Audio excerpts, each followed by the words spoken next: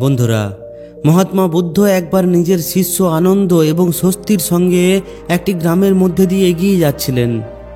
তখন হঠাৎ করে এক ব্যক্তি আসে এবং বুদ্ধকে জিজ্ঞাসা করে, হে বুদ্ধ, ঈশ্বর বলে কোনো জিনিস আছে কি না?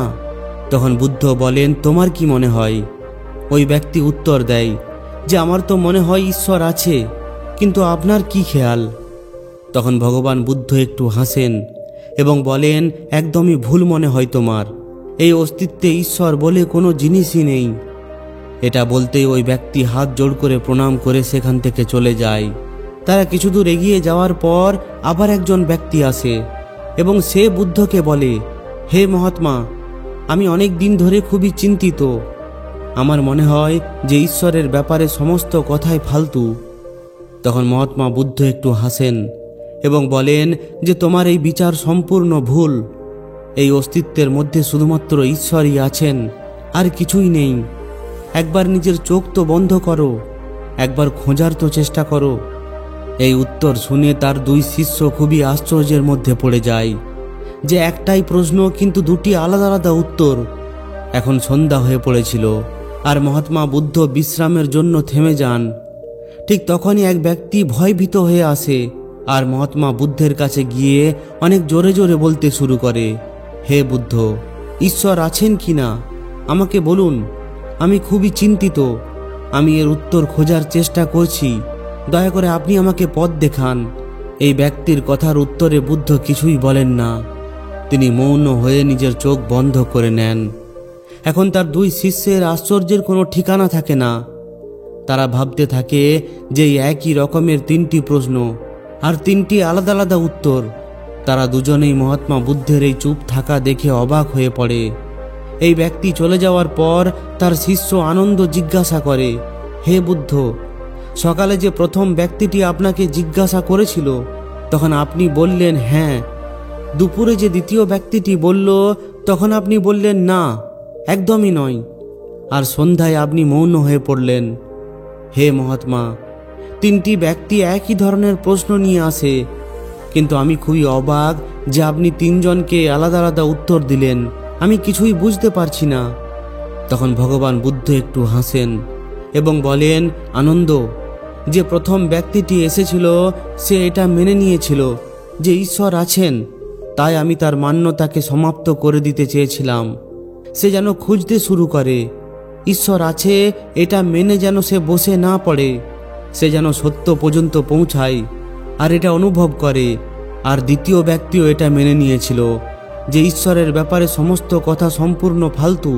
আমি তার ধারণাকেও শেষ করে দিয়েছি যাতে করে সেও যেন খোঁজে যে ঈশ্বর আছে কি না। আর তৃতীয় ব্যক্তি, সে এখনো সংশয়ের মধ্যে ছিল।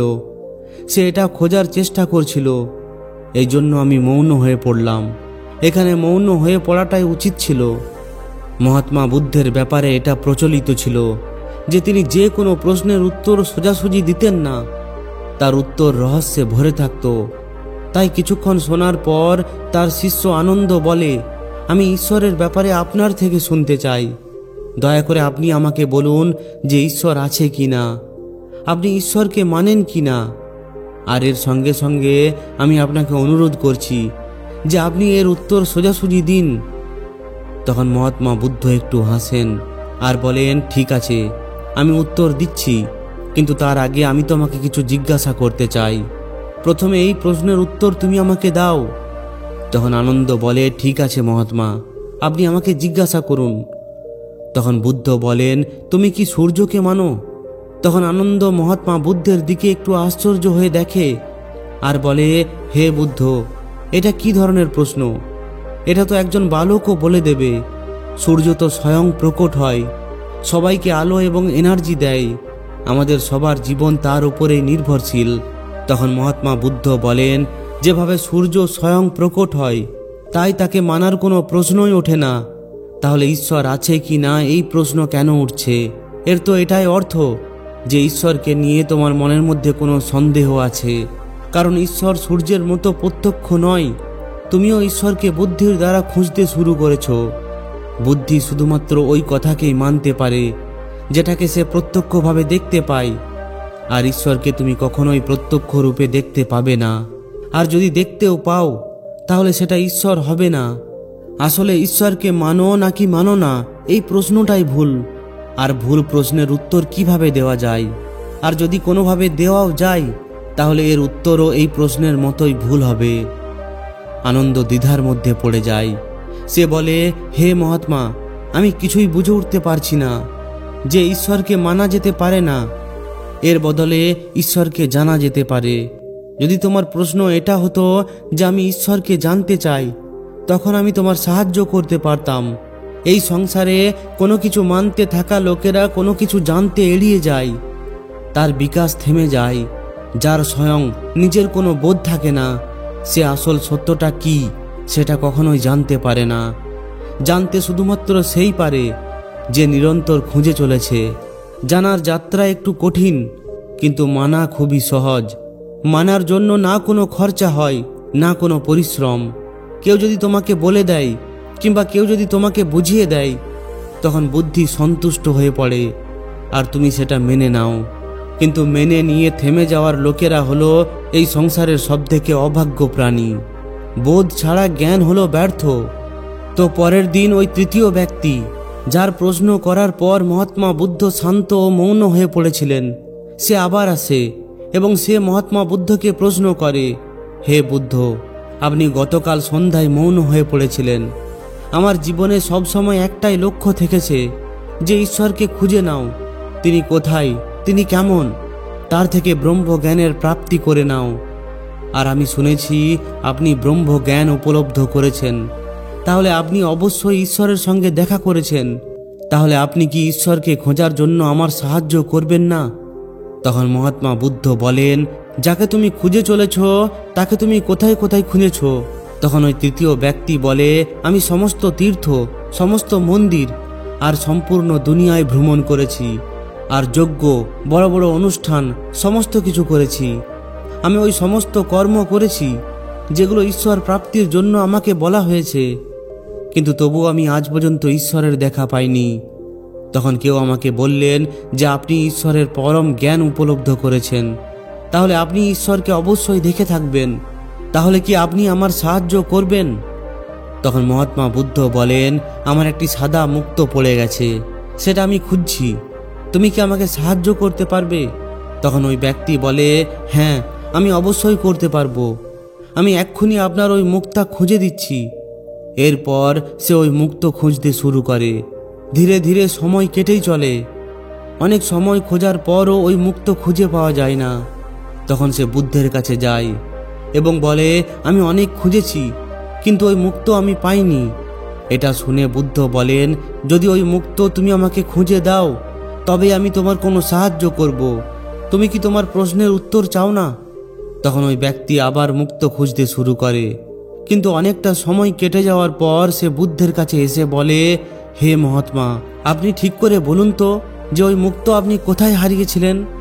তখন ভগবান বুদ্ধ একটু হেসে বলেন, ওই মুক্ত তো আমার আশ্রমে হারিয়েছিল। এটা শুনে ওই ব্যক্তি খুবই রাগান্বিত হয়ে ওঠে এবং বলে যে আপনি আমাকে মূর্খ ভেবেছেন নাকি? আপনি শুধুমাত্র জ্ঞানী হয়ে ওঠার ঢং করেন। আপনি এটাও জানেন না যে যে জিনিসটি আশ্রমে হারিয়েছে সেটা এই বাইরে কিভাবে পাওয়া যেতে পারে। সেটা তো ওই আশ্রমের মধ্যেই পাওয়া যাবে। আপনাকে সেটা ওখানেই খোঁজা উচিত ছিল। তখন মহাত্মা বুদ্ধ একটু হেসে বলেন যে আমিও তো তোমাকে এটাই বোঝানোর চেষ্টা করছি যে জিনিসটি তোমার অন্তরে হারিয়ে গেছে ওই জিনিসটি তুমি বাইরে কিভাবে পাবে? তুমি অনেক বছর ধরে বাইরে খোঁজাখুঁজি করতে থেকেছ, কিন্তু এক মুহূর্তের জন্য তুমি কি সেটা নিজের অন্তরের মধ্যে খুঁজেছ? নিজের অন্তরে খোঁজো, তবেই তুমি জ্ঞান পাবে। এটা শুনে ওই ব্যক্তি বলে, হে মহাত্মা, আপনার কথা তো আমি বুঝে গেছি, কিন্তু এখন আমি এটা বুঝতে পারছি না যে আমি নিজের অন্তরে কি খুঁজব। বুদ্ধ বলেন, তুমি নিজের ঈশ্বরকে খুঁজতে চাও, তাই তো? কিন্তু কখনো কি তুমি নিজেকে খোঁজার চেষ্টা করেছো? তখন ওই ব্যক্তি বলে, হে মহাত্মা, আমি তো নিজেকে ভালোভাবেই জানি। আমি নিজের নাম, কর্ম, পদ, পরিবার, যখন থেকে আমি জন্ম নিয়েছি তখন থেকেই সমস্ত কিছুই জানি।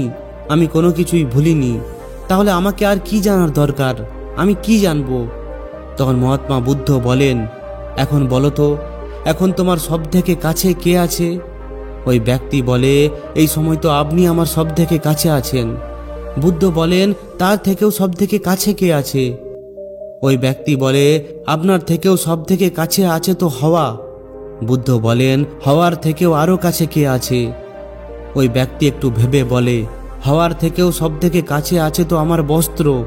বুদ্ধ বলেন, আর এই বস্ত্রের থেকেও সব থেকে কাছে কে আছে? তখন ওই ব্যক্তি বলে, এর থেকে কাছে তো আর কেউই নেই। তখন বুদ্ধ বলেন, নিজের চোখ বন্ধ করো, সম্পূর্ণ শান্ত হয়ে নিজের অন্তরে খোঁজো, দেখো তোমার ভেতরে কি আছে। বিচারকে সরিয়ে ফেলো আর ধ্যান দাও এটার উপরে যে তোমার সব থেকে কাছে কি আছে। একটু পরে ওই ব্যক্তি বলে, প্রথমে তো আমার মনে হয় যে আমার শ্বাস প্রশ্বাস আমার সব থেকে কাছে আছে, কিন্তু ধীরে ধীরে আমার শ্বাস প্রশ্বাস আমার থেকে অনেক দূরে চলে যায়। এরপর আমার মনে হয় যে আমার হৃদয়ের স্পন্দন আমার সব থেকে কাছে আছে, আর সেটাও ধীরে ধীরে আমার থেকে দূরে চলে যায়। আমি নিজের থেকেই দূরে সরে যাই, আর আমার অন্যরকম একটা অনুভব হতে থাকে। মনে হয় যে আমি কোথাও নেই, কিন্তু তবুও আছি। হে মহাত্মা, আমি এই জিনিসটিকে এখনো বুঝতে পারছি না যে এটা কি। তখন মহাত্মা বুদ্ধ একটু হাসেন এবং বলতে থাকেন যে এখন তুমি সঠিক খোঁজ করছো। এখন খুবই তাড়াতাড়ি তুমি তোমার হারিয়ে যাওয়া মুক্তকে পেয়ে যাবে। যেটা তুমি বুঝতে পারছিলে না সেটা তুমি ধীরে ধীরে বুঝতে পারবে। এটা শুনে ওই ব্যক্তি বুদ্ধের কাছে নিজের অভদ্রতার জন্য ক্ষমা চায় আর তার প্রতি কৃতজ্ঞতা জ্ঞাপন করে বলে যে আপনি আমাকে জ্ঞানের রাস্তা দেখালেন। তখন মহাত্মা বুদ্ধ বলেন, এই জন্য ঈশ্বরকে মানতে যাবে না, ঈশ্বরকে জানতে শেখো। যখন তুমি ঈশ্বরকে জেনে ফেলবে, তার স্বাদ নিয়ে ফেলবে, তখন তুমিও ওই কথাটি কাউকেই বলতে পারবে না। ওই ঈশ্বরের সোজাসুজি ব্যাখ্যা করতে পারবে না, কিন্তু অন্যদের ঈশ্বরের স্বাদ অনুভব করার জন্য সাহায্য করতে পারবে। মহাত্মা বুদ্ধ তত্ত্ব সম্পর্কিত প্রশ্ন যেমন ঈশ্বর, আত্মা ইত্যাদি প্রশ্নের থেকে নিজেকে অনেক দূরে রাখতেন। তিনি এই সমস্ত কিছু প্রশ্নের উত্তর দিতেন না, কিন্তু যদি বাধ্য হতে হতো এই প্রশ্নের উত্তর দিতেই হতো, তখন তিনি উদাহরণের মাধ্যমে বোঝানোর চেষ্টা করতেন। যেই ঈশ্বরের বর্ণনা করেছেন তাদের অনুরাগীরা আলাদা আলাদা সম্প্রদায় তৈরি করে ফেলেছেন, আর নিজের ঈশ্বরকে সঠিক এবং অন্যদের ঈশ্বরকে ভুল বলে মানতে শুরু করেছেন। মহাত্মা বুদ্ধ তো এই কথাটি খুবই ভালোভাবে জানতেন, তাই তিনি অনেকবার এটাকে অস্বীকার করেছেন। তিনি ঈশ্বরকে অস্বীকার এই জন্য করেছেন যাতে করে আপনার আগ্রহ আরও গভীর হয়ে ওঠে আর আপনি স্বয়ং তাকে জানার চেষ্টা করেন। তিনি সবসময় এটা বলেছেন যে আমি কিংবা কারোর কথাই মানবে না, স্বয়ং নিজে অনুভব করো। অন্যের বলা বা শোনার ফলে ধারণা উৎপন্ন হয়, আর ধারণা খোঁজার ক্ষেত্রে সবথেকে বড় বাধা হয়ে ওঠে।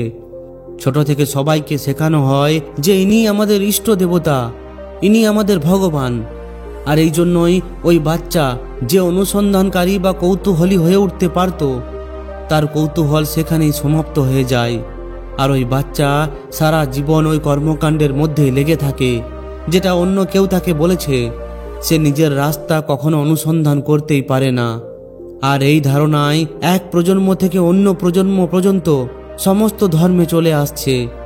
আর এই জন্যই আজকের দিনে ঈশ্বরকে খোঁজ করতে থাকা লোকের সংখ্যা খুবই কম। মহাত্মা বুদ্ধ সবসময় বলতেন যে মেনে নেওয়ার তো খুবই সহজ, কেউ বলল আর আপনি মেনে নিলেন, এতে আপনার খোঁজ সব সময়ের জন্য সমাপ্ত হয়ে গেল। যদি আপনাকে সত্যি সত্যি খুঁজতে হয় তাহলে তার জন্য আপনার মনের মধ্যে সংশয় থাকা উচিত। সংশয় থাকবে তবেই প্রশ্ন উঠবে, আর প্রশ্ন উঠবে তবেই আপনি কাউকে জানতে পারবেন। তিনি তো সমস্ত ধারণার ওপরে, কারণ ধারণা হলো বুদ্ধির অস্তিত্ব, আর বুদ্ধির দ্বারা তাকে কখনোই জানা যেতে পারে না। যদি তাকে জানতে হয় তাহলে বুদ্ধির ওপরে উঠতে হবে, আর বুদ্ধির ওপরে যাওয়ার জন্য আপনাকে নিজের ধারণা এখানেই শেষ করে দিতে হবে। আমরা নিজেদের পরিচয় নিজের নাম, কুল অথবা নিজেদের পরিবারের মাধ্যমে করি, কিন্তু এই সমস্ত পরিচয় হলো ওপরে ওপরে, বাইরের জন্য, এই দুনিয়ার জন্য হয়ে থাকে। কিন্তু অন্তর থেকে যখন আমরা নিজেদেরকে জানার চেষ্টা করি তখন আমরা এটা বুঝতে পারি যে আমরা নিজের কাছেই অপরিচিত। আমরা নিজেকেই চিনি না। আমি কে? এই প্রশ্ন নিজেকেই বারবার জিজ্ঞাসা করার পর আপনি নিজের অন্তরে প্রবেশ করেন। তাই নিজেই নিজেকে প্রশ্ন করুন যে আমি কে। বারবার যখন আমরা এই প্রশ্ন নিজেকেই জিজ্ঞাসা করি তখন আমরা নিজেদের অন্তরে আরও বেশি প্রবেশ করে চলি, যেখানে আমরা নিজের বাস্তবিক স্বরূপকে দর্শন করতে পারি, আর সেখানেই আমাদের পরমাত্মা অর্থাৎ ভগবানের দর্শন হয়, আর ঈশ্বরও সেখানেই থাকেন। তো বন্ধুরা, কেমন লাগলো এই ভিডিওটি আপনারা কমেন্টে অবশ্যই জানান। যদি ভালো লাগে তাহলে অবশ্যই একটি লাইক ও শেয়ার করে দিন। আর যদি এই ধরনের শিক্ষামূলক ভিডিও আরও পেতে চান তাহলে আমাদের এই চ্যানেলটিকে অবশ্যই সাবস্ক্রাইব করে নিন। ধন্যবাদ।